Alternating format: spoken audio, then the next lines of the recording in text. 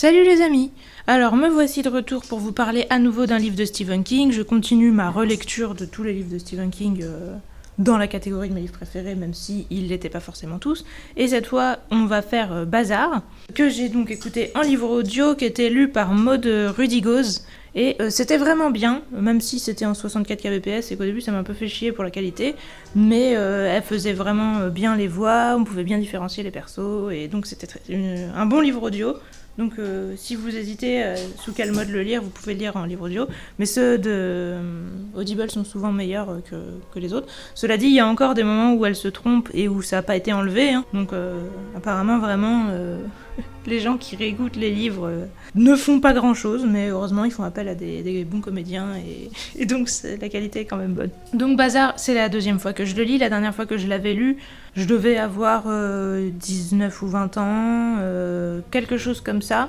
Ça fait longtemps et j'étais étonnée et je me suis redécouvert moi-même parce que ce que je me rappelais de ce livre, je me rappelais de l'intrigue, donc le résumé, un personnage probablement surnaturel, une sorte de démon qui donne aux gens quelque chose qu'ils désirent vraiment et qui en échange leur demande de faire des blagues avec des gros guillemets, mais qui vont à chaque fois provoquer des conséquences néfastes extrêmement importante malgré le fait que ça avait l'air un peu anodin sur le moment quand les gens acceptent, et les gens acceptent toujours parce que lui il leur propose des choses qui leur tiennent vraiment à cœur, comme s'il lisait dans leurs pensées, etc., pour savoir ce qu'ils veulent. Ça je m'en rappelais, mais moi j'avais l'impression qu'on était dans une ville de gens un peu débiles qui devenaient un peu fous, et que y avait quelques gentils qui étaient relativement sensés, mais que la plupart des gens étaient juste cons. Mais en fait je pense que tous les gens qui pensent ça, vous seriez probablement les premiers à vous faire avoir par ce truc, parce que je pense que, en fait, on n'est pas supposé pouvoir y résister. Et donc, moi, autrefois, qui me disait, qui me sentait pas du tout concernée et qui me disait que les gens étaient cons,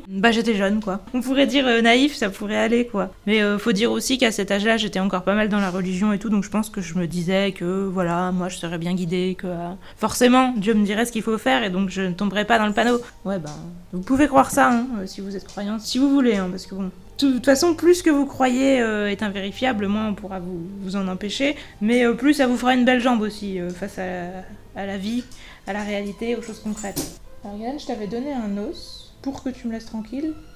Si tu l'as déjà mangé, je me sens un petit peu arnaquée. Du coup, elle en a séché son jouet en mode « Quoi ? Tu m'as donné un os pour que je te laisse tranquille, moi qui croyais que tu m'aimais vraiment, comme j'ai été sotte !» Bon, en tout cas, c'était intéressant de retrouver quelque chose que j'avais déjà lu et dont je pense plus du tout la même chose aujourd'hui. Encore une fois, j'ai énormément aimé le début, j'ai trouvé ça extrêmement génial et je me suis dit comment j'ai pu autant oublier ce bouquin. Mais la fin, c'est triste, hein, c'est dommage, mais voilà. Et je me rappelais pas avoir été spécialement déçue ou quoi que ce soit par la fin la première fois que je l'ai lu. Ce qui aussi en dit long sur le fait que j'étais encore croyante à cette époque. Donc, résumé, je vous l'ai déjà fait. Un commerçant, entre guillemets, qui arrive dans une nouvelle ville, une petite ville, donc la ville de Castle Rock, et donc les gens vont venir chez lui, et il va proposer ce dont rêve chaque client qui va passer dans sa boutique, et à chaque fois demander un petit service en échange du fait de leur donner pour un prix dérisoire. Histoire. Alors on a beaucoup de points de vue, probablement une bonne vingtaine de personnes. Je sais pas si on a tous leurs points de vue, je les ai pas comptés, mais en tout cas c'est sûr qu'on en a entre 10 et 20 je dirais. Il y en a certains, c'est juste pour un petit moment, et d'autres c'est très régulier qu'on les voit. Les entre guillemets gentils principaux, ça va être Alan Pandborn, le shérif de la ville, Polly Chalmers qui est sa copine, et Norris Ridgway qui est l'adjoint du shérif. On va aussi beaucoup voir Brian Rusk, l'enfant du début par qui tout va commencer, qui va être le premier client du Bazar des Rêves.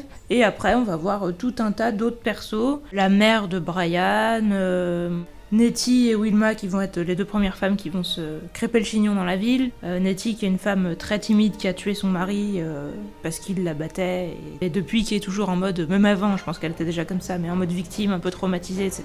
Et Wilma qui est une femme qui adore se bastonner avec tout le monde, qui engueule tout le monde, qui est en train de chercher la merde parce qu'elle adore être tout le temps en train de se battre contre quelqu'un et avoir l'impression de gagner des joutes, quoi. Et donc ces deux femmes de base ne s'aiment pas trop parce que Nettie a un chien et Wilma dit qu'il aboie, et donc elle lui a dit si tu le fais pas arrêter d'aboyer, je vais lui défoncer sa gueule ou je vais le faire taire moi-même, enfin des menaces un peu abstraites mais où on comprend que c'est menaçant. Et Nettie a réussi à le faire arrêter d'aboyer, donc ça n'a pas eu de suite, mais évidemment comme le principe du Bazar des mauvais rêves et de son propriétaire, Leland Gant, ça va être de faire s'entretuer, entre guillemets, mais pas toujours, avec beaucoup de guillemets, les gens de la ville. Eh ben, il va faire en sorte que certaines personnes fassent des petites blagues à l'une et à l'autre en faisant croire que c'est l'autre, et de fil en aiguille, elles vont en venir aux mains, et plus si affinité, et ça va faire ça avec... on va faire des couples, hein, comme ça, dans quasiment chaque habitant de la ville, et tout le monde va se foutre sur la gueule au bout d'un moment. C'est le principe de ce cher Leland Gant, le commerçant du bazar des rêves. Le concept, c'est de dire que chaque personne a un prix, entre guillemets. Je pense que c'est de montrer aussi comment on se fait avoir un peu par le démon, et que ça peut arriver à tout le monde, contrairement à ce que je m'étais convaincue.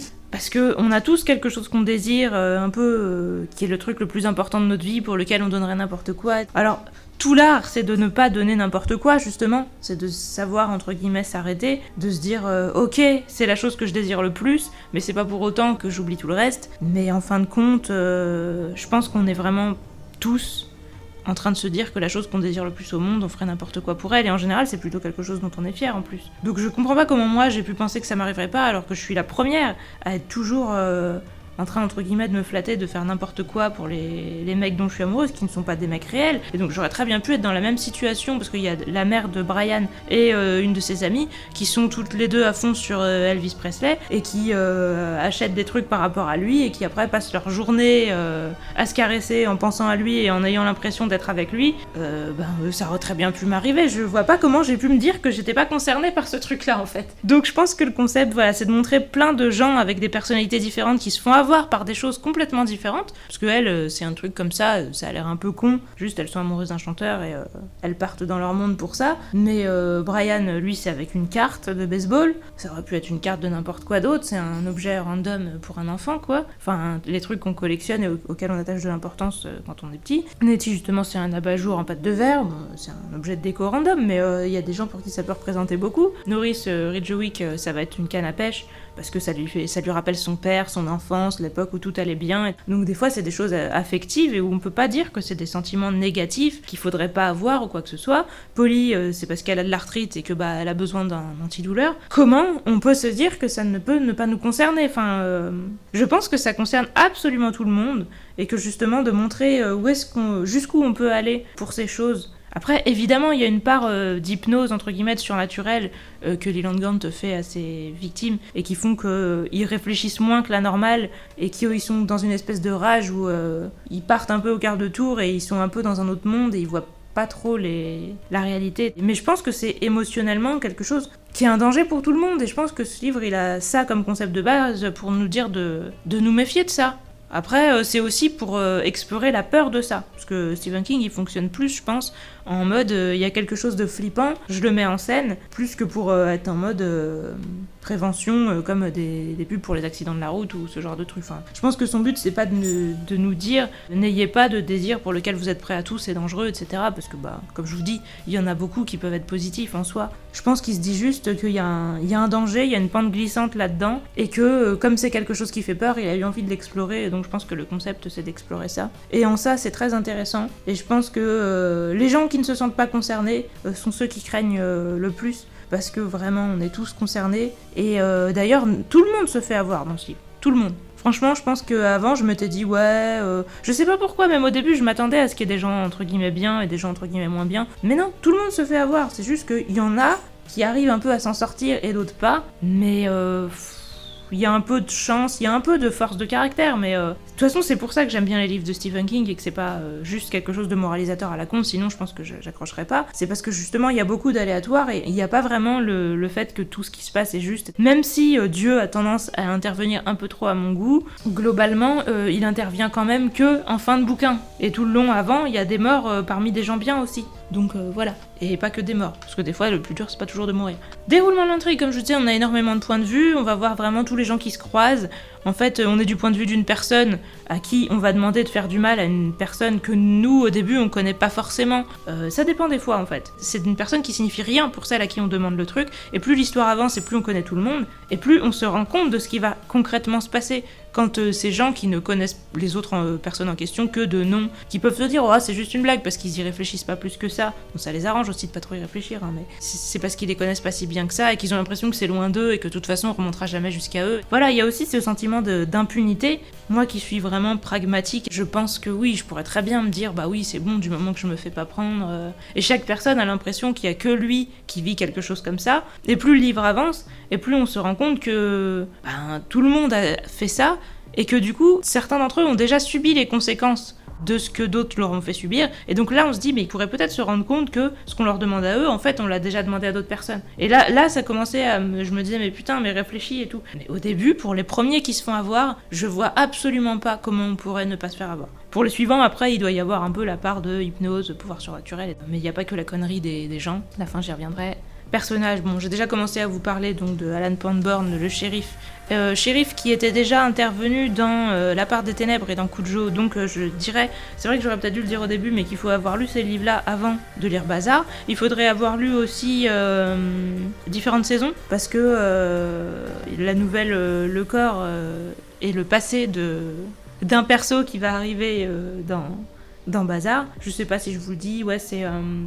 Ça va me revenir, je suis sûre que je peux le faire. Bon, ça me revient pas pour l'instant. Donc en tout cas, le méchant de Le Corps revient dans Bazar et va aussi faire de la merde dans Bazar. Il va avoir une sorte de deuxième vie. Quand je retrouverai son nom, je vous le dirai. Je sais pas s'il y en a d'autres, en tout cas ceux-là c'est assez flagrant. Parce qu'il y a vraiment plusieurs références qui sont faites à La part des ténèbres et à Cujo. Cujo, je pense qu'on n'a pas nécessairement besoin de l'avoir lu pour comprendre, parce que voilà, ils disent oui, c'est là que s'est fait tuer la famille avec le Saint-Bernard et machin. Voilà, je pense qu'on n'est pas complètement obligé, mais c'est peut-être mieux. Par contre, La part des ténèbres, les références qui y sont faites sont vraiment incompréhensibles si on l'a pas lu. Et La part des ténèbres, en plus, il y a du surnaturel aussi, et c'est ce qui fait que Alan Pandborn est préparé au surnaturel. Même émotionnellement, c'est mieux de l'avoir lu parce que ça rend l'histoire plus crédible. Et puis ça montrera aussi son passé, son background. Donc lire La part des ténèbres, je pense que c'est important, et je suis pas sûre que je l'avais lu dans le bon ordre la dernière fois, ce qui a peut-être contribué aussi à ce que j'accroche moins. Donc Alan, c'est un mec, sa femme et son fils sont morts dans un accident de voiture, il culpabilise énormément par rapport à ça. Alors vous allez me dire, oui c'est encore Shiro et Mia, oui c'est encore un Shiro et Mia, il y a beaucoup de personnages comme ça. Un personnage qui a vécu une chose horrible, qui se sent coupable et qui veut se faire pardonner. Après je pense qu'Alan Pandborn c'est un mec qui était déjà sympa avant de perdre sa famille, qui de toute façon aurait quand même essayé de faire les choses bien, mais oui c'est quand même encore un mec qui essaye de se faire pardonner et qui culpabilise énormément. Après, la différence avec Shiro et Mia, c'est que lui, il est en dépression. Et d'ailleurs, j'adore la voix de sa dépression que lui a fait la comédienne, en mode avec un grand sourire, genre « Salut! Eh ben, qu'est-ce qu'on va faire aujourd'hui? Alors, ton fils, il est toujours mort !» Avec un air, mais à la fois joyeux et un peu taré, en fait. Et franchement... j'ai bien kiffé. La voix de la dépression, sympa. Donc il est en dépression, heureusement qu'il est avec Polly Chalmers, c'est à peu près la seule chose bien qu'il y a dans sa vie. Évidemment, il va avoir des problèmes par rapport à ça dans le livre, parce que sinon ça aurait pas été rigolo. Polly, donc je vous disais, elle a de l'arthrite et c'est un peu son problème principal, mais elle a aussi un passé sombre. En gros, elle a quitté la ville parce qu'elle était enceinte et que ses parents voulaient l'obliger à donner son enfant, et puis il voulait l'enfermer un peu chez eux, enfin il voulait la diriger, donc elle est partie de la ville, elle a gardé son bébé et elle est allée à San Francisco, si je me souviens bien, et en fait là-bas son bébé est mort dans des circonstances assez horribles, et donc elle est revenue à Castle Rock parce qu'elle avait plus envie de revenir à zéro et de recommencer encore une autre nouvelle vie. Et ses parents sont morts aussi, elle est revenue pour ça. Parce que ses parents étaient d'abord malades et ensuite morts. Mais du coup, ce qui s'est passé avec son bébé, elle l'a pas dit à Alan, elle l'a dit à personne. Et c'est un sujet sensible pour elle. Donc voilà, évidemment, il va y avoir des sous-intrigues par rapport à ça. Et sinon, elle est vraiment gentille. C'est elle qui a sorti Nettie, qui va être aussi un perso important, Nettie Cobb, de l'asile où elle était, parce que elle a tué son mari, comme je vous disais. Polly l'a fait sortir de là-bas et essaye de la réhabiliter en l'employant comme femme de ménage, et elle est gentille avec elle, et les deux s'aiment beaucoup. Évidemment, Leland Gant, le méchant du livre, je sais pas ce que je peux vous dire sur lui. Les gens lui voient tous des couleurs d'yeux différentes, sinon il a l'air très sympa. Et la comédienne lui fait aussi une voix comme ça, en mode « Bonjour, vraiment, oui, faites tout ce que vous voulez ». C'est vachement cool, parce qu'il a une voix hyper...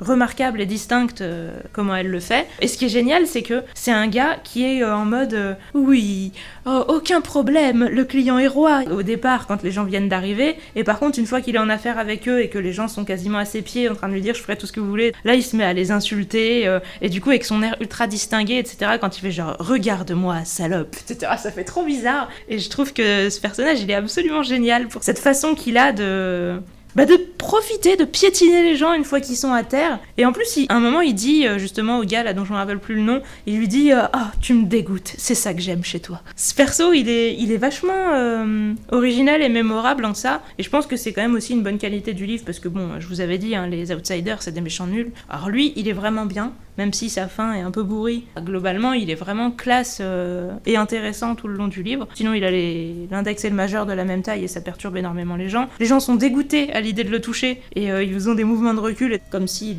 les répugnaient et ils savent pas trop eux-mêmes pourquoi. Mais on peut un peu s'en douter hein, que son apparence n'est peut-être pas ce qu'elle semble être. Ces objets, il a magiquement tout ce que tout le monde désire, donc c'est bien pratique. Je vous disais qu'il y avait Wilma, la grande malade qui a envie de se fighter avec tout le monde, mais il y a aussi le maire de la ville, Keaton, Danforth Keaton, que tout le monde appelle Buster et qui supporte pas ça, qui est un maire corrompu qui a pris de l'argent dans les caisses parce qu'il a un problème de jeu.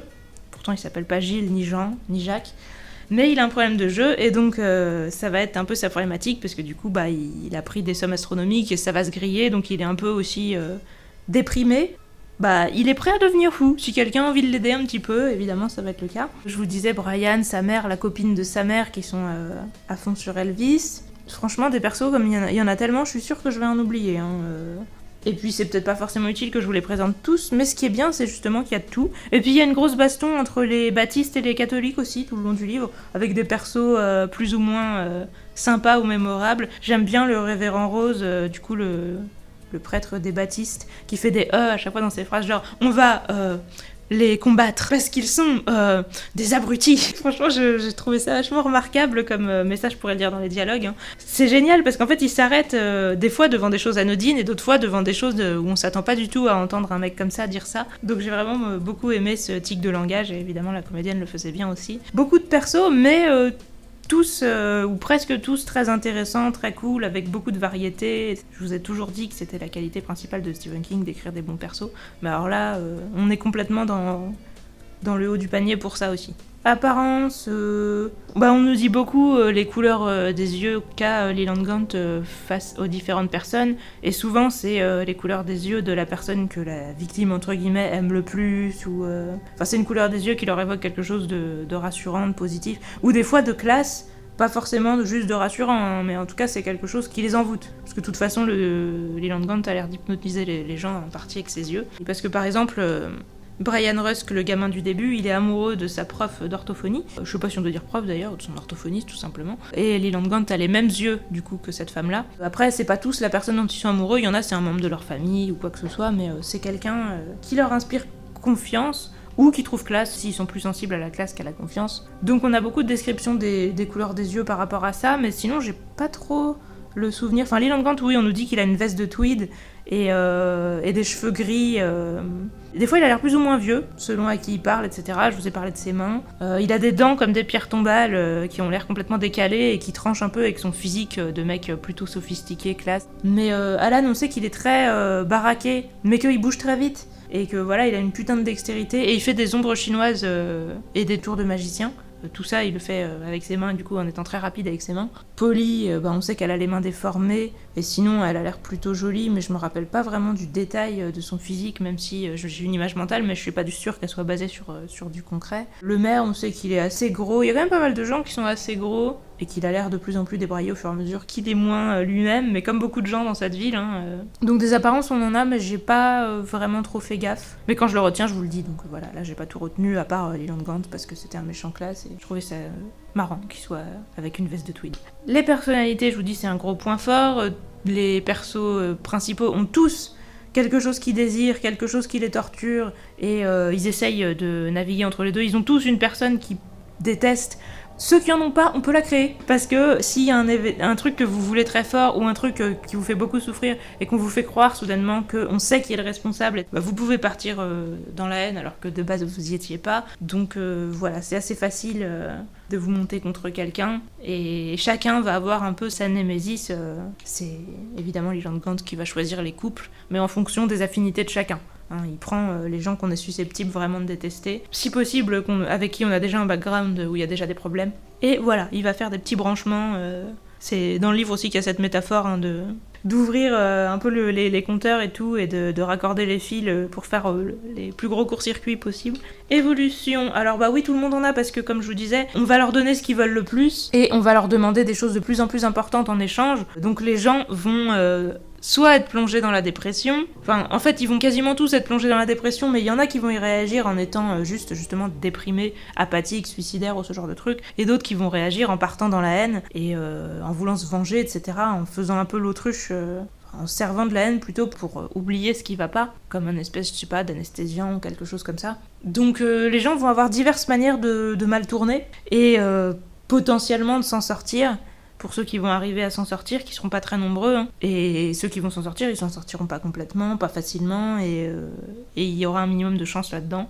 Tout le monde suit un développement horrible vers le bas, où on le pousse vraiment au pire, en lui poussant à tout donner pour quelque chose qui lui tient vraiment à cœur. Et c'est assez horrible de voir ça, parce que justement, quand on se rend compte que tout le monde a quelque chose dont il a vraiment besoin, en fait, on se rend compte que tout le monde a des faiblesses, un vide dans sa vie. En fait, on peut avoir de la prise sur tout le monde. Moi, c'est quelque chose qui me rend les gens plus sympathiques, et qui me fait plus les aimer, parce que je me dis, ça me donne l'impression justement qu'on peut les entraîner pour faire des grandes choses, entre guillemets, et du coup ça me fait d'autant plus mal qu'on se serve d'eux de cette manière-là, parce que j'ai l'impression qu'on prend quelque chose qui devrait être un levier positif pour en faire du négatif, quoi. Parce que moi j'aimerais bien qu'on puisse donner aux gens ce qu'ils veulent, mais voilà, Lian Gant c'est pas du tout la bonne personne pour ça. C'était vraiment comme dans mes cauchemars, hein. Je sais pas si je vous l'avais déjà dit, que moi quand j'étais petite je faisais beaucoup des cauchemars où on me donnait ce que je voulais, genre un chat, des choses comme ça, beaucoup des animaux, hein.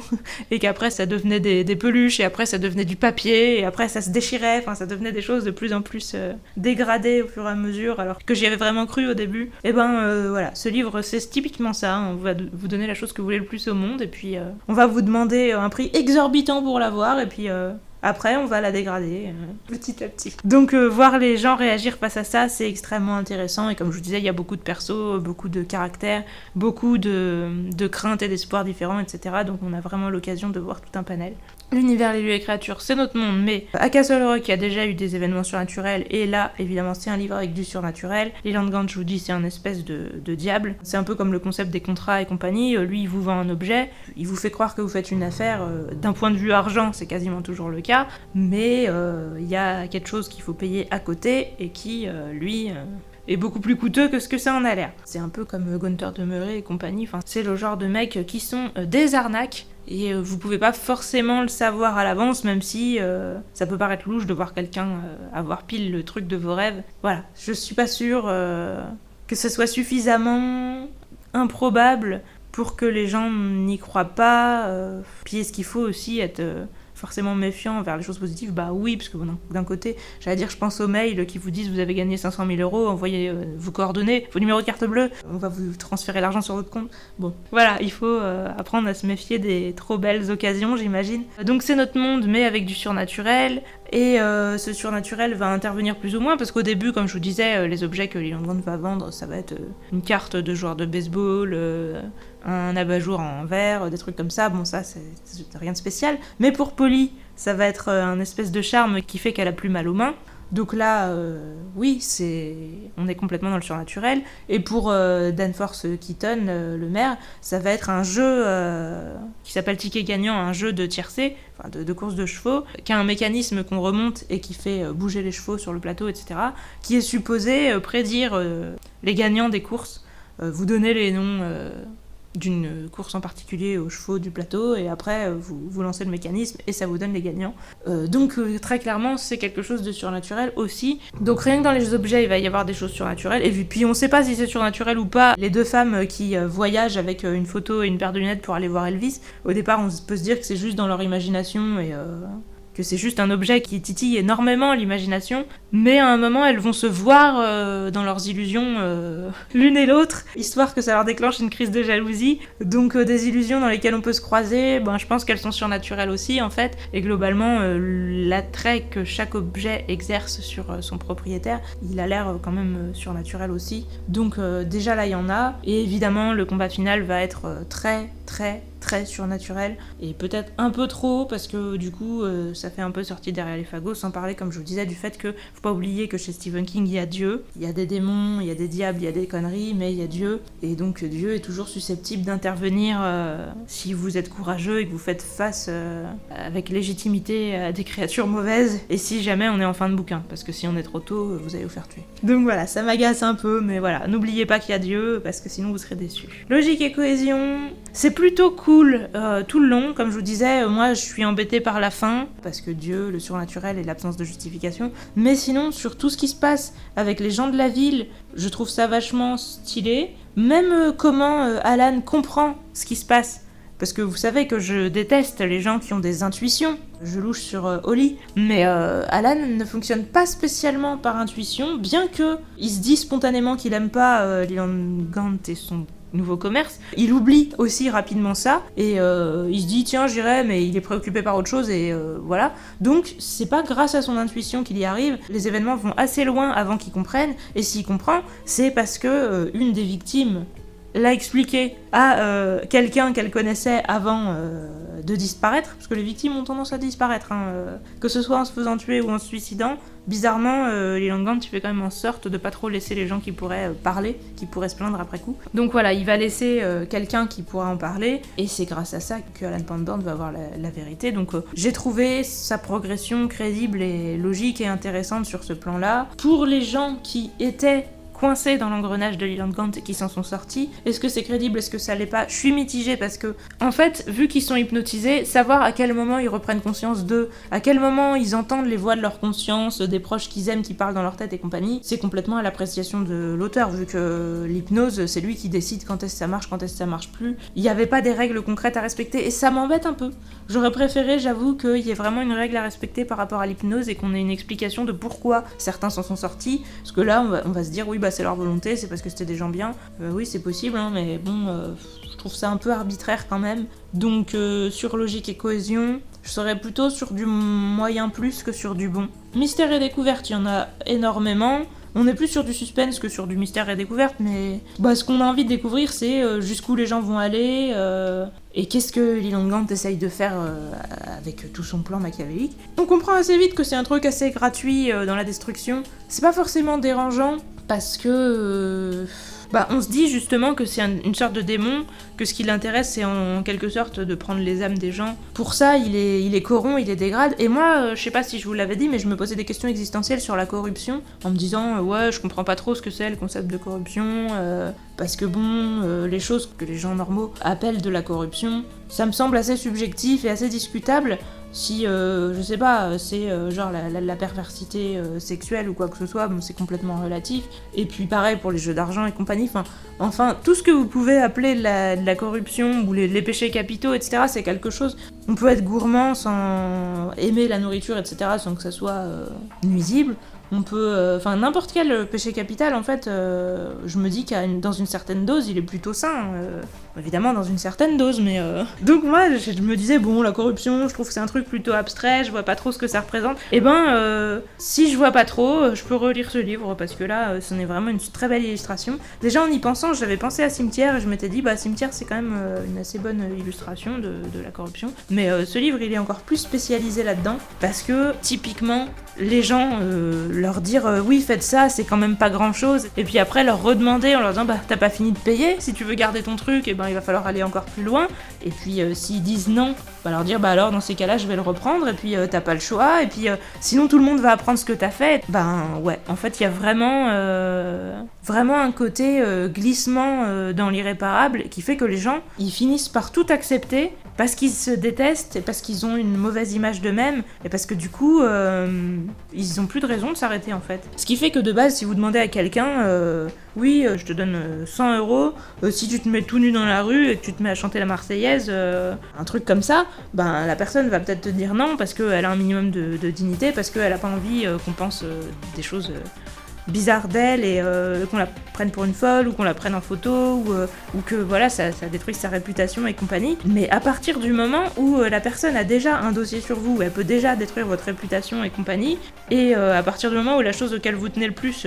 c'est aussi cette personne qui l'a entre les mains. Au fil du temps, vous avez plus de raison en fait d'avoir le moindre amour-propre. C'est assez effrayant et c'est très intéressant du coup. Et je pense que moi c'était la découverte entre guillemets que je faisais en lisant ce livre, de voir finalement voilà, la corruption ce serait pas mal ça. Et si j'ai besoin de de détails, de m'en souvenir et tout, c'est un bon livre pour comprendre ce qu'est la corruption. Mais le mystère il y en a un peu, mais je sais pas si on peut dire qu'il est très bien satisfait, à part, comme je vous disais encore une fois, les mystères de l'âme humaine. Après, ça donne vraiment une mauvaise image de l'humanité, jusqu'à un certain point, parce que comme je vous disais, il y a 2-3 personnes qui s'en sortent et compagnie, mais comme les personnes qui s'en sortent le font pas de manière ultra crédible, je trouve, globalement, les choses qui sont très crédibles, c'est vraiment les choses négatives, donc faites attention aussi si vous êtes déjà un peu déprimé et que vous avez un problème avec la nature humaine et que vous savez pas si vous pouvez encore supporter l'humanité et tout, bon, ça risque de pas trop vous remonter le moral. En tout cas, moi j'ai trouvé ça intéressant. Si vous êtes capable de vous remettre en question et que ça vous intéresse de le faire et de vous demander, qu'est-ce qui pourrait vous corrompre, etc., ben, ça peut être intéressant de lire, je pense. L'écriture, elle est vraiment bien. Moi, la seule chose que j'ai pas aimé, c'est le premier et le dernier chapitre. Les trucs qui disent vous êtes déjà venu ici et qui vous parlent en vous présentant la petite ville comme si vous étiez dedans et que vous regardiez les gens sur une scène. Alors je pense que je vous ai déjà dit que j'aimais pas les écritures en vous, en tu, sauf quand elles sont justifiées par le contenu du scénario. Hein. Le livre, j'allais dire de l'amour à la haine, non c'était pas ça, à la vie à la mort, voilà, mais c'était un titre cliché qui était écrit en tu, comme à la fin c'était justifié que c'était parce que c'était une lettre et qu'on savait de qui à qui elle était écrite et pour quelle raison. Je dis ok, bon bah du coup là j'ai plus trop de problème avec ça, mais de base les choses écrites en vous, en tu, quand c'est pas justifié, ça me plaît pas. Et le côté regardez là-bas, moi c'est pas quelque chose qui me parle, peut-être vu que je vois pas, mais en tout cas ça me saoulait. Vraiment le premier et le dernier chapitre, le premier j'avais énormément de mal à rentrer dedans, je me disais mais je me souvenais pas que c'était écrit comme ça me saoulait, j'avais du mal à m'y intéresser, à me concentrer dessus, et en fait après c'était plus écrit comme ça, donc je suis complètement rentrée dedans et j'ai plus de problème. Et le dernier chapitre du coup c'est pareil, je l'ai écouté que d'une oreille, j'ai juste compris le concept et je me suis dit ouais bon ok, on s'en fout. Donc voilà, ça m'a dérangé, mais sinon tout le reste, c'est extrêmement bien écrit. Encore une fois, il y a des bonnes métaphores, des bonnes descriptions, des bons dialogues, même si c'est pas la bonne catégorie pour le dire. C'est surtout les personnages, encore une fois, qui sont très crédibles, mais l'écriture est bonne. Elle est pas juste moyenne, elle est très bonne. Poésie et contemplation, je dirais qu'il y en a pas. Peut-être un petit peu dans le négatif de certaines choses, mais globalement, il y en a pas. Suspense et action, par contre, il y a que ça. C'est un livre que j'ai eu énormément de mal à lâcher. C'était en livre audio et pour autant, je pense que j'ai lu assez vite, en 4-5 jours. J'ai vraiment passé des après-midi dessus. Ça faisait longtemps que j'avais pas eu ça aussi. Bon, après, on peut toujours se dire que ça fait longtemps quand c'est des choses qu'on aime bien. Parce qu'en réalité, ça fait pas si longtemps que ça. Mais ce que je veux dire, c'est que c'est pas à chaque livre. Il y en a certains, je les lis juste pendant que je mange. Après, je les repose et j'y pense pas plus que ça. Alors que là, vraiment, je continuais et je cherchais des raisons de lire. Des choses que je pouvais faire en même temps pour pas perdre mon temps et juste être assise devant le PC. C'est un livre qu'on peut pas trop lâcher. Et niveau action, il y en a plein aussi. Et même les scènes où ça se tire dessus, etc., je les trouve bien décrites. Peut-être parce que c'était en livre audio et que du coup c'était plus lent. Mais là, j'ai vraiment bien compris ce qui se passait dans chacune d'entre elles, qui tirait sur qui. J'ai pas trouvé que c'était trop rushé. Bon, il y a beaucoup de duels, hein, il faut dire. C'est pas trop... à part, comme je vous disais, entre les catholiques et les baptistes qui vont se foutre sur la gueule à une centaine contre une centaine. Mais sinon, les gens, en général, se retrouvent individuellement, enfin en couple de deux, pour s'entretuer. Donc on a un peu le temps de comprendre qui est là, pour quelles raisons, et qui tire sur qui. Et... Donc non, franchement, l'action est super bien décrite, même les scènes de coups de feu, et c'est vraiment une très grande qualité. Les dialogues, je vous disais, ils sont vraiment toujours aussi géniaux, il y a des gens qui ont leur propre manière de parler, il y a de tout en fait. Leland Gant aussi, il a sa manière de parler, même si la comédienne y est pour beaucoup. Comme je vous disais, il est ultra obséquieux, et d'un instant sur l'autre, il peut se mettre à parler ultra mal aux gens, mais c'est pas mal dans le sens où il perd le contrôle, c'est plutôt, comme je vous disais, dans la volonté vraiment de les dégrader. Et ça, c'est vraiment intéressant. J'ai pas l'impression qu'on avait déjà vu ça ailleurs, chez Stephen King ou de manière générale. Enfin, de manière générale peut-être, mais là, ça me vient pas à l'esprit. En tout cas, chez Stephen King, c'est pas comme ça d'habitude. Wilma, là, qui est la femme horrible, qui adore s'engueuler avec tout le monde, quand elle parle de ses rapports de force avec son mari et comment pour elle, le mariage, c'est un rapport de force et qu'elle est fière de le mater, mais qu'elle est presque un peu déçue qu'ils se défendent plus et que du coup, il faut qu'elle aille défoncer d'autres gens pour recréer du conflit et tout ça. Elle théorie craft sa manière de fonctionner pour provoquer son mari et pour pour ensuite gagner, entre guillemets, enfin le défoncer, et lui faire des activités ménagères, mais non pas parce qu'elle a pas envie de les faire, mais parce que ça l'a fait triper, de gagner, en fait, justement, contre lui, et de le rabaisser, de l'obliger à faire des choses contre son gré. C'est juste atroce, mais c'est super intéressant, parce que je sais pas si ça existe réellement, des gens aussi horribles que ça, mais c'est quand même possible que oui. Et donc ouais, c'est un personnage complètement secondaire, mais qui est assez effrayant et intéressant.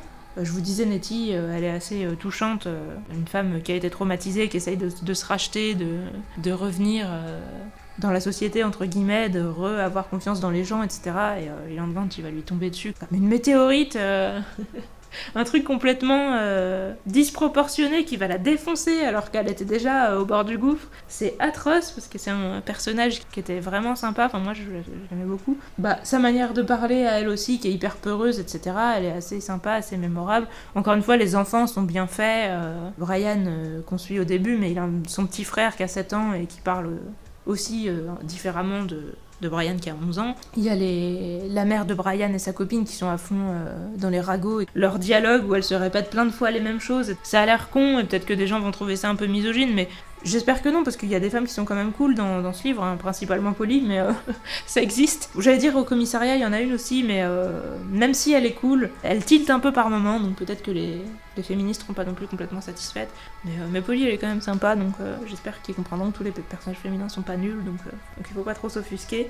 Il y a quand même pas mal de femmes qui sont des personnages maltraités et qui ont pas l'air très intelligents, mais en même temps, il y a énormément de maris qui font du mal à leurs femmes. Bon, après, il y a une femme qui fait du mal à son mari, hein, comme je vous disais, Wilma, mais le maire, Keaton, il défonce sa femme, pas forcément physiquement au départ, mais mentalement, il est hyper horrible avec elle, et c'est pas le seul, donc moi je pense que en fait, c'est critique envers tout le monde. Et ça exacerbe les défauts de tout le monde. L'écriture de Stephen King, justement, il prend des persos, il caricature un peu certains aspects. Je dirais pas qu'il les caricature, mais il les amplifie énormément. Ça dépend si caricaturer c'est positif ou pas pour vous, mais parce que pour moi ça reste hyper sympa et plutôt réaliste. Parce qu'il y a des gens qui ont l'air plus caricaturaux que ça dans la vraie vie, à mon sens. Les dialogues, c'est vraiment toujours une de ses meilleures qualités. Crédibilité, réalisme, oui. Originalité, côté marquant, je vous disais, Leland Gant, il est marquant, avec le fait de changer complètement de visage quand les gens sont à ses pieds, de bien leur piétiner la gueule. Et le maire qui devient fou, il est assez marquant aussi. Il y a pas mal de persos qui sont cool.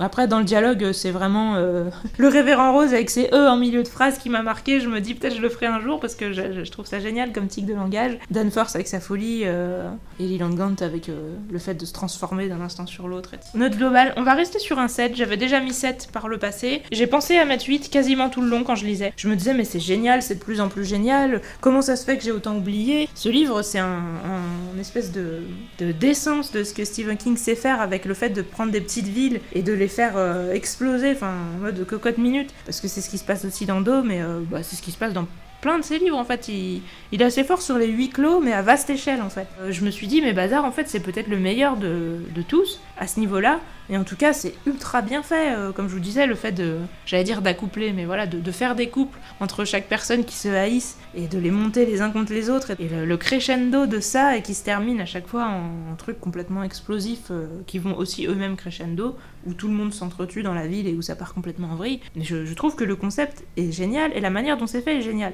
Malheureusement, comme je vous le disais, il y a la fin qui est faite en mode Deus Ex Machina littéral, qui me dérange assez. Et cette fin, c'est vraiment l'avant-dernier chapitre en fait. Donc c'est genre, vous avez vraiment plus de 90% du livre qui est génial, et c'est juste que ça termine d'une manière pas crédible, malheureusement. C'est dérangeant, parce qu'on est sur un truc qui est sur une super bonne qualité, et si vous le réglez comme ça, en mode non, moi c'est fini, y a plus rien à voir, non, c'est trop triste, parce qu'en plus Alan, on nous l'avait bien présenté comme un héros qui avait l'air vachement stylé. Je pense qu'il pouvait faire vraiment plus face à Leland Gant que être épaulé par Dieu, en fait. Moi, je trouve ça dommage, et c'est pour ça qu'on restera sur un bon et pas sur un excellent. Je trouve que ce livre, c'est un peu une occasion manquée, parce qu'il y avait vraiment... Il y a certains livres, comme je vous disais, où ils ont l'air rushés sur la fin, comme si Stephen King en avait eu marre et qu'il s'est dit « Ah merde, il faut que je les finisse ». Alors que là, ça ressemble pas à ça. Enfin, la fin, elle est courte et elle arrive dans un moment où quasi tout est déjà réglé, entre guillemets. Enfin, les 3/4 de la ville sont détruits, voilà, je vous dis pas tout, mais les choses sont déjà faites.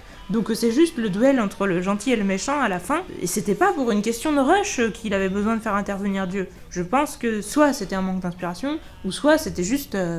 ce qu'il pensait, lui, au fond de lui, parce que pour lui, c'est normal que Dieu intervienne dans cette situation. Enfin, c'est possible que lui, il pense vraiment que c'est normal que Dieu intervienne dans cette situation, et que même ce serait pas bien de laisser penser qu'un homme tout seul peut vaincre une créature surnaturelle, mais il aurait pu avoir un coup de main de Dieu sans que ce soit aussi gros, je trouve.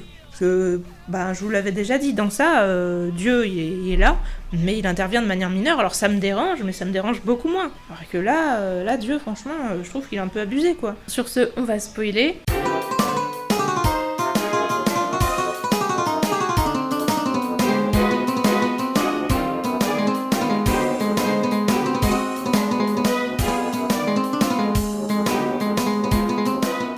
Qu'est-ce que je peux vous dire de plus ? Je vais peut-être juste expliciter ce qui me dérange dans cette fin.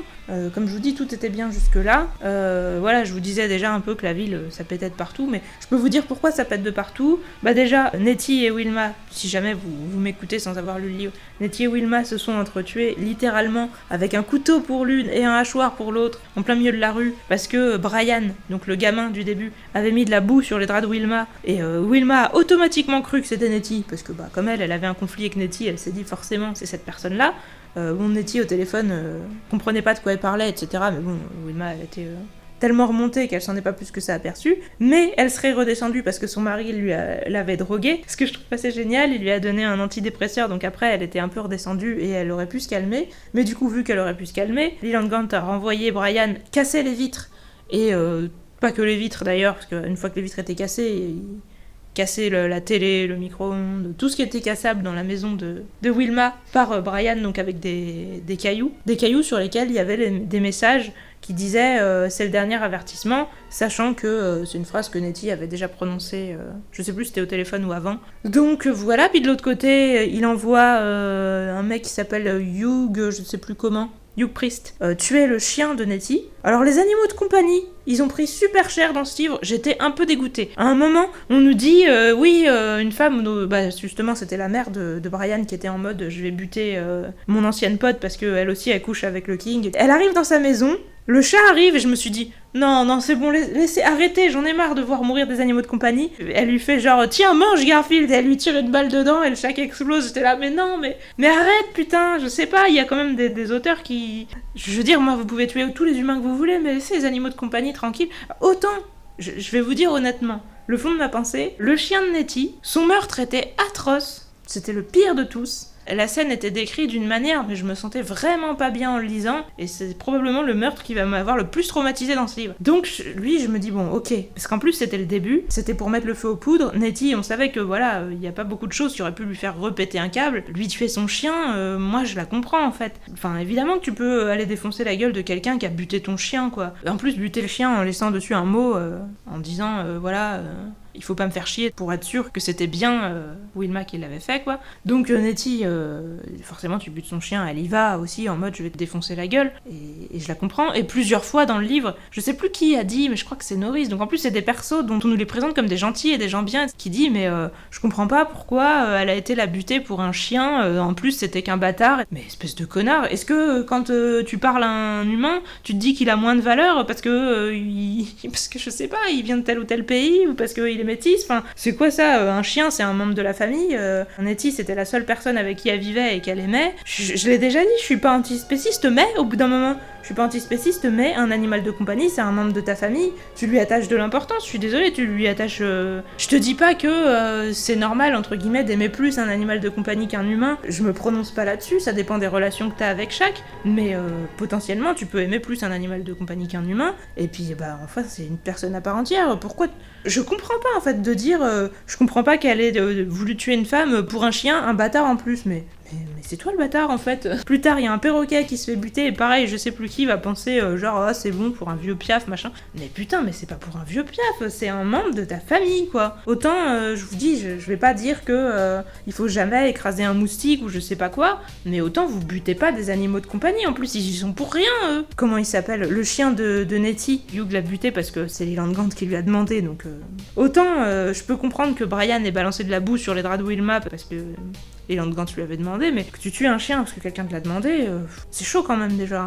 Parce que voilà, moi je me dis, tu me promets un truc qui me tient énormément à cœur. Oui, je peux faire des trucs. Je pourrais sûrement faire des conneries moi aussi. Surtout si tu me demandes un truc anodin, genre aller mettre une lettre dans la boîte aux lettres de quelqu'un ou sous la porte de quelqu'un, et que du coup je vois pas le mal parce que je connais pas le contenu et puis je m'en fous, je me dis que ça me concerne pas, que j'en ai rien à foutre. Bah alors tu me dis d'aller buter un chien, là je pense pas que je puisse quoi. Après, encore une fois, ils peuvent se faire hypnotiser et on sait pas à quel point ils étaient pas eux-mêmes ou je sais pas quoi, mais bon, là c'est chaud et le gars le fait en mode bah ça lui fait pas plaisir, il se sent pas bien après, hein, mais il le fait comme si on lui demandait justement d'aller écraser une mouche, pas comme si on lui demandait de tuer un chien quoi. Alors je suis désolée pour tous les gens qui considèrent que la vie d'une mouche a la même valeur que celle d'un chien, mais autant je trouve pas non plus ça normal d'écraser des mouches si on peut l'éviter, les foutre dehors et voilà, pour moi autant éviter de faire du mal à qui que ce soit. Je dis pas que la vie des mouches n'a aucune valeur, mais pour moi un chien bah c'est à peu près pareil qu'un être humain quoi. Alors que bah une mouche on est plus sur je sais pas moi quelque chose comme un centième ou un cinquantième d'être humain, donc je me dis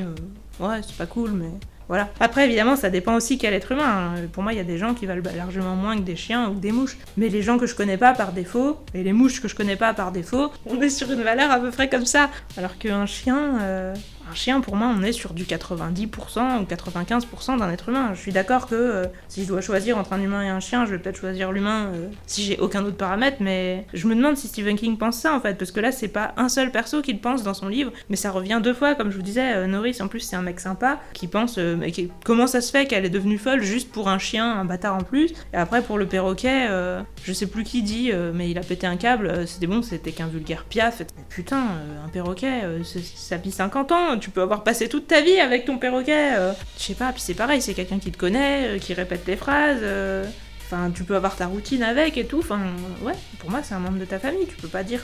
Je suis vachement choquée par la manière de parler des animaux de compagnie, et la mort du chat était complètement gratuite et dispensable, même si, évidemment ça nous montre que la meuf est prête à tout, qu'elle a complètement pété un câble, mais c'était une scène qui m'a juste fait mal au cœur pour rien quoi. Le chat qui arrive en mode tiens je vais te demander à manger, et puis elle lui tire dessus. Bon après au moins il a été one shot, parce que le perroquet lui il a pas eu cette chance, il a été défoncé de manière lente et complètement gratuite. Enfin en tout cas, les animaux de compagnie, si vous êtes sensible à ça, faites attention à ce livre parce que ils prennent cher. Et donc voilà, Raider, le chien de Nettie, se fait tuer, donc Nettie et Wilma vont s'entretuer. Elles se tuent vraiment s'entretuer littéralement, comme je vous disais. Une qui met le hachoir dans la tête de l'autre qui met le couteau dans le ventre de l'autre et qui le remonte bien, donc elle lui sort bien les intestins et tout ça. Donc voilà, elles meurent toutes les deux.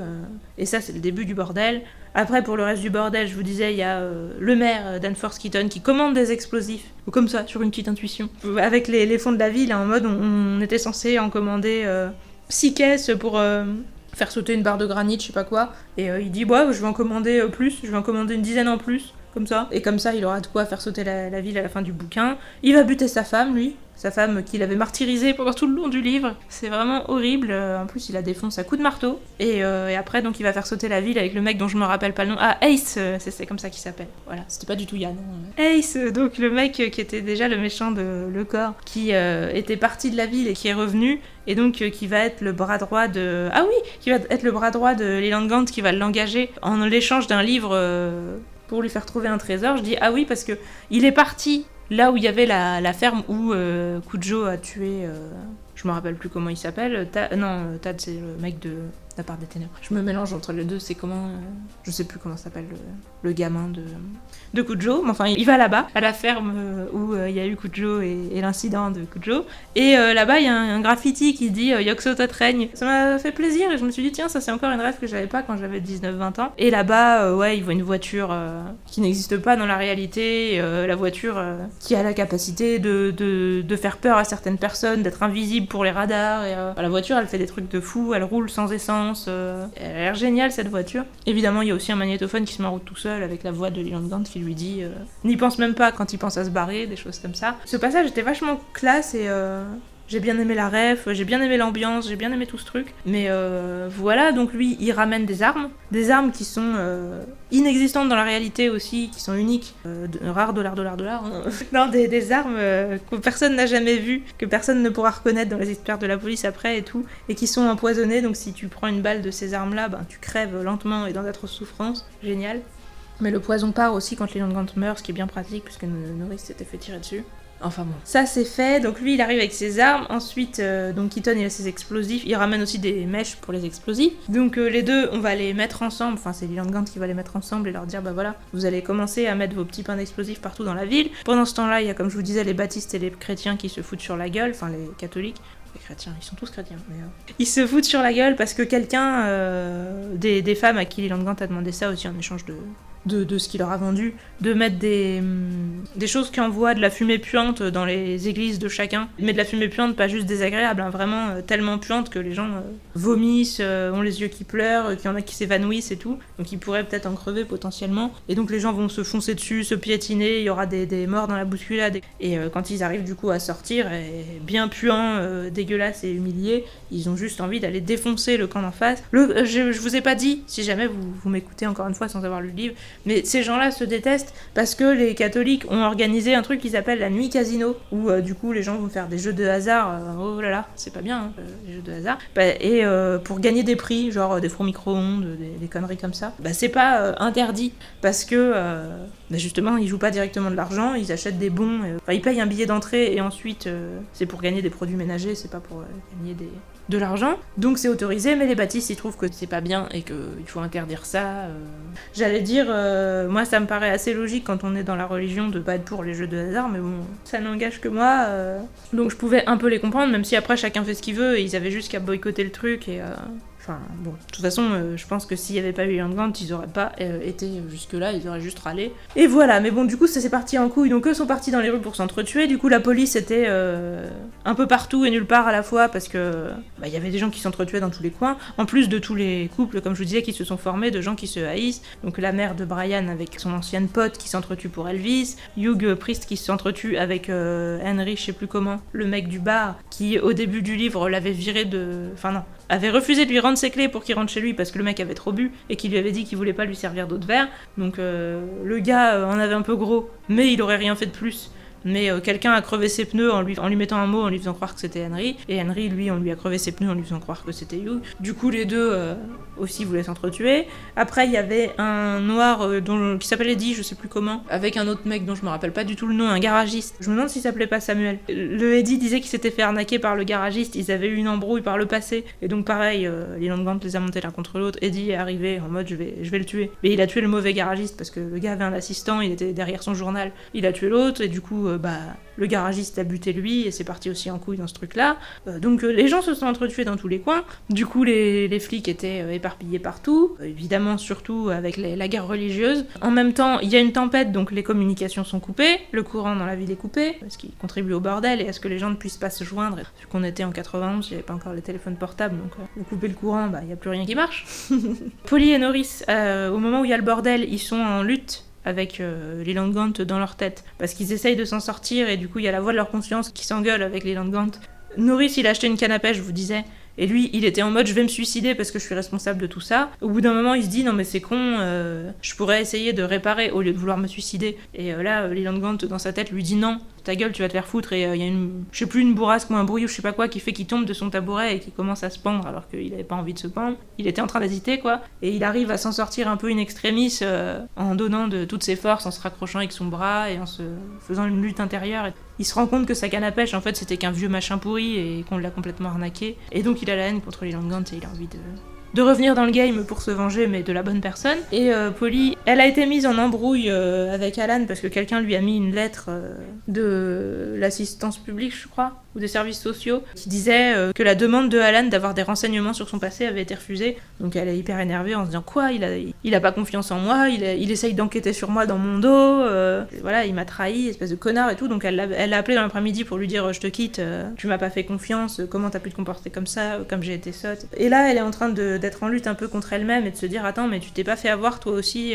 la lettre dessus c'était ton ancien prénom parce que maintenant tout le monde l'appelle Polly, mais de base elle s'appelait Patricia, et dans la ville où elle avait eu son fils et compagnie, elle s'est fait appeler que Polly. Donc personne de l'assistance publique ou des services sociaux n'aurait dû l'appeler Patricia. Donc elle finit par tilter que cette lettre n'était pas crédible et que donc on s'est foutu de sa gueule Et donc elle se dit, il faut que j'enlève ce putain de charme, mais quand je vais le faire, la douleur va revenir et ça va être horrible, donc je peux pas supporter ça, j'ai quand même besoin de ma dignité, de mon amour-propre. Enfin, ouais, elle parle beaucoup de son amour-propre. Donc elle est en lutte, elle finit par l'enlever, quand elle l'enlève, elle le balance par terre. Et depuis le début, son truc, c'était une boule à thé avec à l'intérieur quelque chose qui faisait des bruits, où elle avait l'impression que c'était un insecte, et ça la stressait, elle préférait pas y réfléchir. Une boule à thé en argent. Et donc elle le balance par terre, le truc éclate, et il y a une araignée qui en sort, et l'araignée se met à grossir. Et là, moi, je me suis posé une question. Je me suis dit, est-ce qu'il y a un lien avec ça? Est-ce que Leland Gant est de la même sorte que ça? Est-ce que l'araignée était genre un bébé de ça que Leland Gant avait récupéré? Est-ce que c'était juste une partie de lui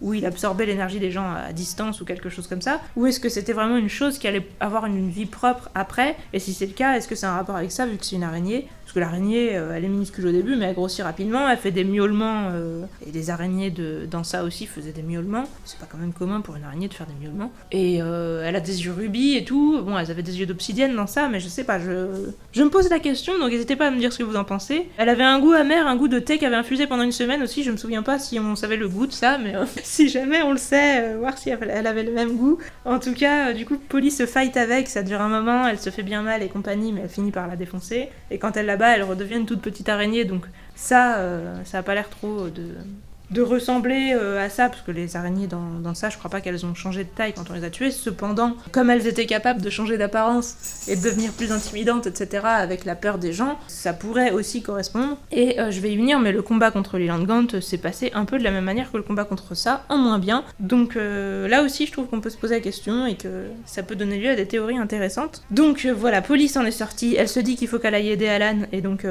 par l'opération du Saint-Esprit et de Dieu, elle sait où est Alan, qu'il est chez Leland Gant. Bon, ça m'a pas trop énervé parce que c'était à peu près devinable, mais bon, quand même. Parce qu'au départ, elle se dit je vais aller chez la police, et puis en fait, une voix dans sa tête lui dit non, mais si tu vas chez la police, tu vas le rater et t'arriveras trop tard. Il faut que t'ailles directement chez Leland Gant. Et donc, bon, ok, elle y va, mais elle se fait donc guider par sa voix intérieure. Elle y va, Norris y va, et il y a Leland Gant qui a laissé dans sa boutique vide un magnétoscope sur lequel il propose donc à Alan, qui arrive là-bas pour le combattre, de regarder la mort de sa femme et de son fils, parce que Alan, en fait, il culpabilisait par rapport à ça en se demandant en quoi il était responsable, parce qu'il se demandait s'il aurait dû voir que sa femme allait pas bien. Est-ce qu'elle s'est suicidée? Soi-disant, dans l'autopsie, elle avait une tumeur au cerveau. Est-ce qu'il aurait dû la voir? Est-ce qu'il y avait des signes avant-coureurs?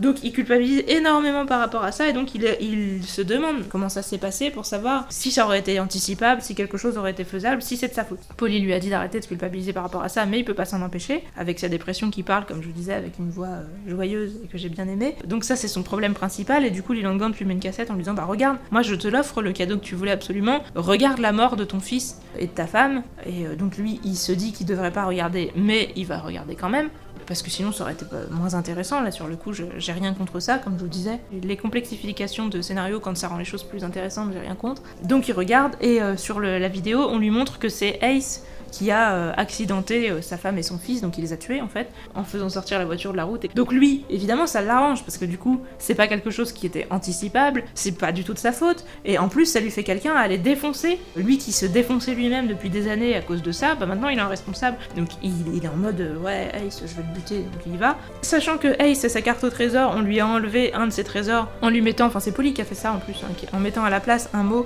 qui dit, je suis Alan Pangborn, le shérif, je t'ai bien eu, j'ai pris le trésor, il y avait 200 000 $, et je te laisse la part que tu mérites, espèce de salaud, machin, et il lui a laissé $1. Donc évidemment, Ace a envie de buter Alan déjà, donc le couple est formé, sachant que Norris est en couple, lui, avec le maire, Keaton. Du coup, il y a Ace et Keaton qui arrivent. D'un côté, Norris blessé, parce qu'il s'est fait tirer dessus déjà par Ace, justement, au commissariat, un peu avant, qui arrive avec un vieux qui s'appelle Sit. C'est un diminutif de Seaton, et ce nom je vais pas l'oublier parce que j'ai rencontré un Manamon déviant au moment où ça parlait de lui, donc j'ai décidé de l'appeler Sit en mémoire de lui, un personnage ultra secondaire mais qui sera du coup, j'allais dire éternisé, hein, c'est pas le mot, immortalisé, voilà, qui sera immortalisé dans ma partie de Manamon. Ce mec là qui est un vieux flic qui croyait qu'il allait faire une crise cardiaque, qui conduit, donc Norris qui lui est blessé par une balle empoisonnée, donc il est pas bien du tout. Ils arrivent d'un côté, d'un autre côté, donc t'as Alan qui sort et qui veut s'en aller pour buter Ace, t'as Polly qui arrive, qui intercepte Alan, qui lui dit non, ne fais pas ça, moi j'ai découvert la vérité, il essaye de t'avoir, moi il m'a eu, mais il faut que tu t'arrêtes, etc. Bon, elle arrive un peu à se faire comprendre, mais au moment où Alan commence à la comprendre, il y a Ace qui arrive et qui étrangle Polly et qui dit à Alan, je vais te buter, et si tu bouges, je la tue. Donc voilà, Leland Gant commence à sortir de chez lui.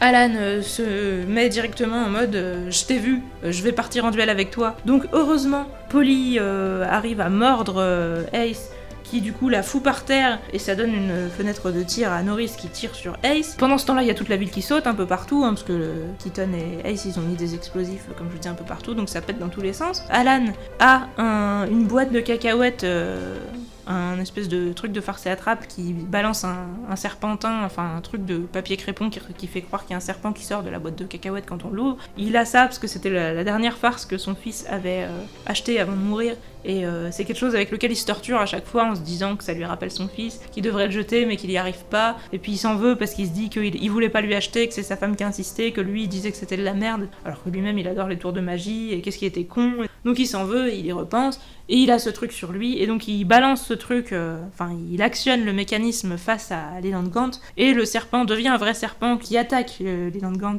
et qui lui mord la gorge et qui lui fait vraiment mal. Alors là ça ressemblait à ça, mais totalement en fait.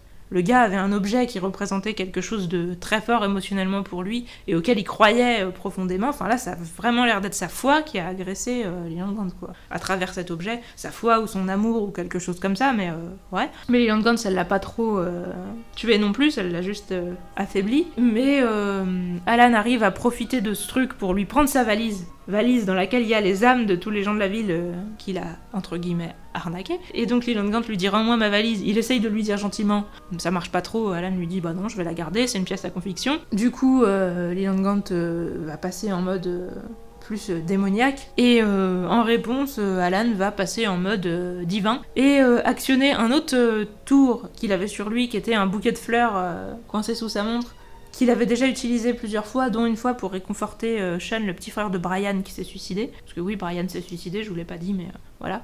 Il a pas supporté d'être responsable de la mort de Wilma et Nettie, et d'avoir déclenché tout le bordel en ville. Et donc voilà, c'est un gamin de 11 ans, il s'est suicidé, c'est assez hardcore, et j'avais trouvé ça sympa d'oser écrire le suicide d'un enfant, et que ce soit fait de manière, ouais, justement crédible et adulte, et pas en considérant les enfants comme des cons, etc. Enfin, Stephen King, il est aussi pas mal pour ça, c'est que ces enfants, ils ont vraiment leur propre manière de parler, de fonctionner, etc. Mais ils sont pas cons.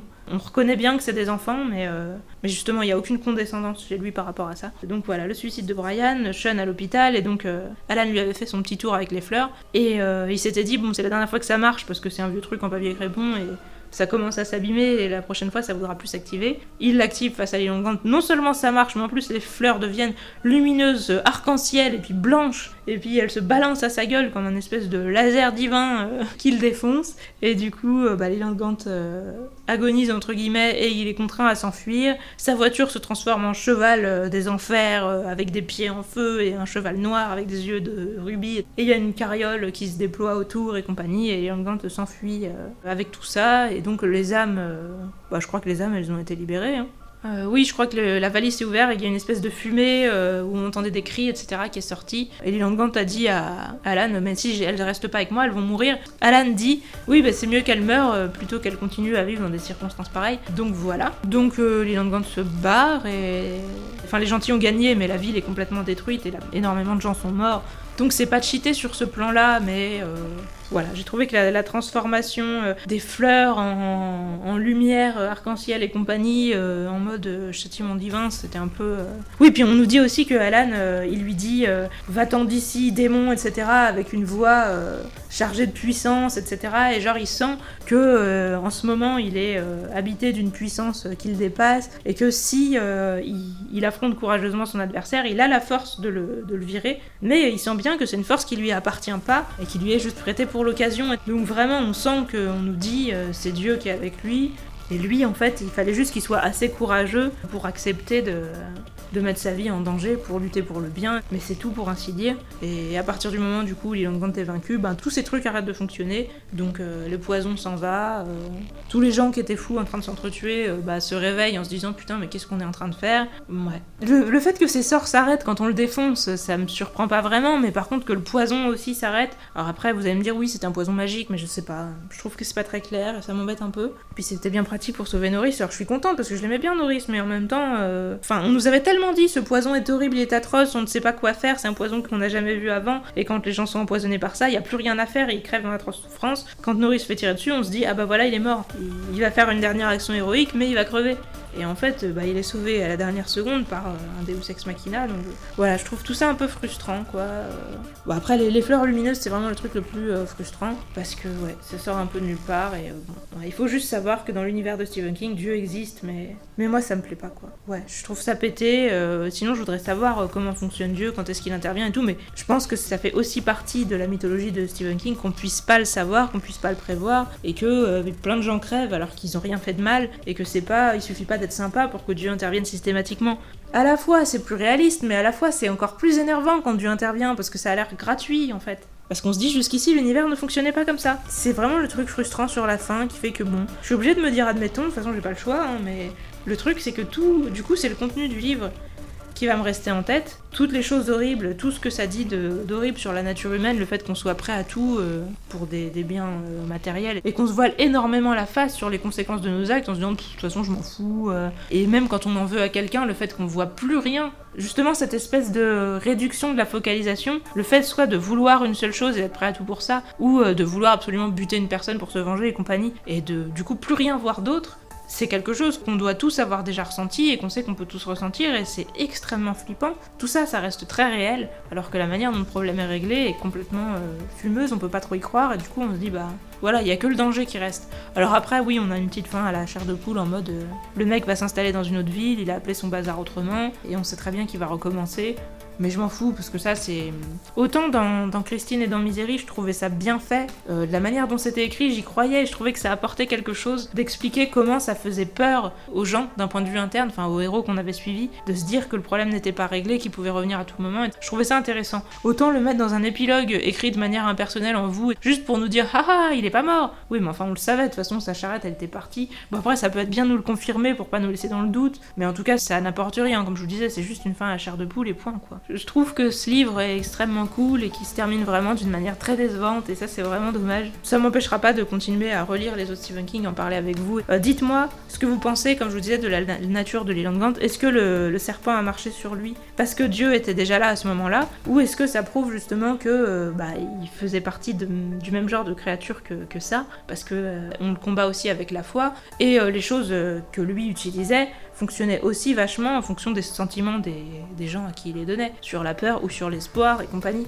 Donc ça pourrait très bien être quelque chose de ressemblant, une créature très similaire, et peut-être qu'il pourrait avoir un rapport avec. Donc n'hésitez pas à me dire si vous avez des théories là-dessus, si vous en pensez quelque chose, si vous avez d'autres paramètres à me donner pour aller plus ou moins dans un sens ou dans l'autre. Sinon j'ai vu qu'il y avait une suite de Gwendy et la boîte à boutons qui était sortie avec du coup Castle Rock et Norris Ridgewick qui revient. Je suis amusée d'avoir vu ça récemment, justement quand j'étais en train de relire Bazar, parce que sinon je pense que je me serais pas rappelé du nom de Norris Ridgewick. Et voilà, je me demande ce que ça vaut, donc on se le lira sûrement un jour, mais très certainement dans très longtemps parce que j'ai beaucoup de livres en attente déjà. En plus, il faudrait d'abord que je commente Gwendy et la boîte à boutons. C'est pas dans l'immédiat. Sur ce, n'hésitez pas à me dire ce que vous pensez, sauf si c'est de la merde, et moi je vous dis à la prochaine. Salut!